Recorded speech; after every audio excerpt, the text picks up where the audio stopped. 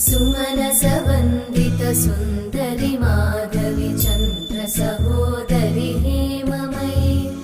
मुनिगणवन्दित मोक्षप्रदायिनि मञ्जुळभाषिणि वेदनुते पङ्कजवासिनि देवसुपूजित सद्गुणवर्षिणि शान्तियुते जय जय हे मधुसूदन कामिनि आदिलक्ष्मि जय पालय माम्